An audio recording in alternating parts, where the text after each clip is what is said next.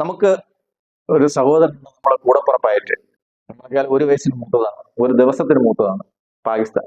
അവർക്കൊരു റെയിൽവേ സിസ്റ്റമാണ്. നമ്മൾ ഓർമ്മിക്കുകയാണെങ്കിൽ ബോംബെ കടൽ തീരത്തൂടെ കടന്നു വന്ന് ഇന്ത്യയിലെ റെയിൽവേ ശൃംഖലകൾ ആക്രമിച്ച് നൂറുകണക്കിന് ആൾക്കാരെ ബലി കൊടുത്ത ഒരു പാരമ്പര്യം ആ രാജ്യത്തിനുണ്ട്. നമ്മൾ തിരിച്ചടിച്ചില്ല.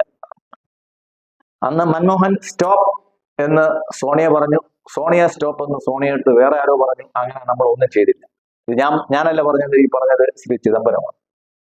ചിദംബരം അങ്ങനെ എന്തൊരു പറഞ്ഞു എന്ന് നമുക്കറിയത്തില്ല. കാര്യം അന്ന് പാകിസ്ഥാൻ ഇന്ത്യയെ ആക്രമിച്ചെങ്കിൽ തിരിച്ചാക്രമിക്കേണ്ടത് അന്നത്തെ ആഭ്യന്തരമന്ത്രിയായിരുന്ന ചിദംബരത്തിന്റെ ജോലിയല്ലായിരുന്നു, വിദേശകാര്യമന്ത്രിയായിരുന്ന ശ്രീ പ്രണാബ് കുമാർ മുഖർജിയുടെ ജോലിയല്ലായിരുന്നു.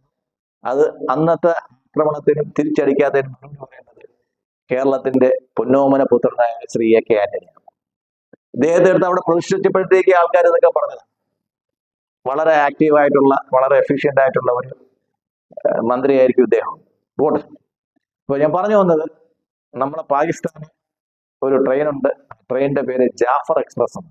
കൊറ്റയ്ക്കും പെഷവാറിനും ഇടയ്ക്ക് ഓടുന്ന ഒരു ട്രെയിനാണ്. ആ ട്രെയിൻ ഈ ഒരു വർഷത്തില് 4 പ്രാവശ്യം ആക്രമിക്കപ്പെട്ടു. മാർച്ചില് അതിനെ ഹൈജാക്ക് ചെയ്തു.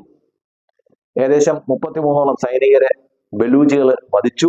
പകരം 150ഓളം ബലൂജികളെ പാകിസ്ഥാനും വധിച്ചു.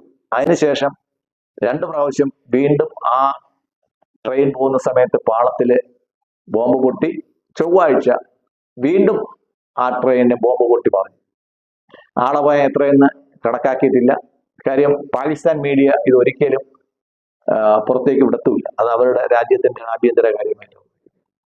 ഇപ്പോൾ നമ്മൾ പറഞ്ഞു വന്നത്, ഇന്ത്യയുടെ അകത്ത് വന്ന്, ഇന്ത്യയുടെ അതിർത്തി ഭേദിച്ച് കടലിൽ കൂടെ വന്ന് ഇന്ത്യയുടെ വ്യാവസായിക തലസ്ഥാനമായ ബോംബെയുടെ റെയിൽവേ ശൃംഖല മുഴുവൻ തകർത്ത് 2 ദിവസം അഴിഞ്ഞാടിയ അർമാദിച്ച പാകിസ്ഥാന് കിട്ടുന്ന ഫലം ഇങ്ങനെയാണ്. നമ്മുടെ കേരളത്തിനൊരു ചൊല്ലുണ്ട്, കൊടുത്താൽ കൊല്ലത്തും കിട്ടും. ഇതിപ്പോ തിരിച്ചാണ്, കൊടുത്താൽ ഒറ്റയിലും കിട്ടും.